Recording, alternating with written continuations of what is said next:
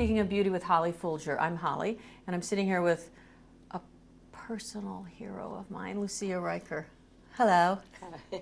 Lucia is a former boxer, kickboxer, actress, and boxing coach. You were called the most dangerous woman in the world. Are you dangerous? At some point I was, yeah. I remember once they wrote about me, the beauty and the beast, so that was quite interesting because there was definitely a beast in me. I think there's a beast in all of us, but I had a platform for my beast. So. And the platform was boxing? Yeah. Do you have a platform now? You know, I had to learn to channel my energy. Now I don't call it the beast, I call it the wild woman. And the wild woman needs to dance, she needs to express, she needs to let it go, because for 25 years I was able to go to the gym and let loose.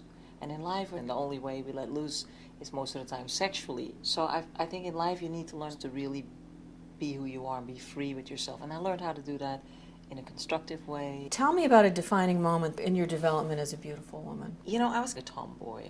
Everyone said young man or little boy, which at some point in my teenage years was like, oh my God, can't they tell that I'm a girl? And then I looked in the mirror and I got it. I looked like a boy and I didn't realize it because I felt like such a girl. So I became more feminine when I grew richer inside. And I remember a very defining moment was a spiritual moment when I meditated. I had an image build as a fighter. I was tough, but there was this sensitive, very feminine, delicate person inside of me. And she started to, you know, open up a little bit more. And now I can just let her shine. Do you like that? I love it. Yeah? I think my power comes from being a woman. I actually thought for many years, I copied the male boxers, and I thought, oh, you know, Muhammad Ali and all the great ones. And then I realized, no, my power is being a woman. And when I accessed it, then I was truly powerful. Did you pick a word? Honesty. Yeah. Oh, that's great. Yeah. You are very honest. I aspire to be honest with myself first and foremost.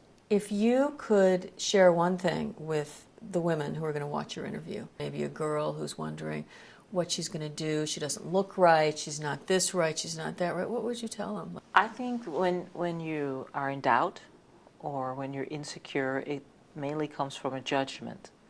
And the judgment starts in your head. And when you're young and you're open and you're receptive to what people say is good or bad or pretty and ugly, and you pick up all those beliefs on your way. And I think it's our job to let go of that. And if you start to take out those weeds, or the roots of those weeds, then you can create who you believe you are.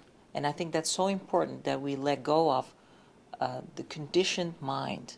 We're all conditioned somehow. I remember my grandma thought I should be a boy when I was a little kid because I did boys' things.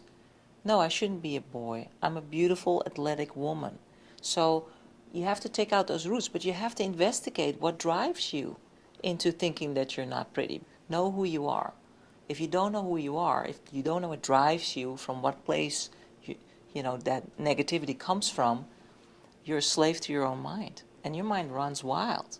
And if you believe what the marketing people say, you're a slave to your external world. You can't create your own reality and you're powerless. Because the magazines say this is pretty. No, the magazines want to make a lot of money and they want to sell all kinds of things. Beauty is from the inside out. Beauty is what you radiate. For example, my mother. My mother had a stroke, a third-degree stroke, which paralyzed her within a day. She couldn't write, read, or speak anymore. Shaved head, clipped her nails. My mom was very glamorous. Clipped her nails. She was drooling all over herself. I rolled her into a nursing home, and two men fell in love with her instantly and were fighting who could hold her hand and feed her. That's how beautiful my mother was.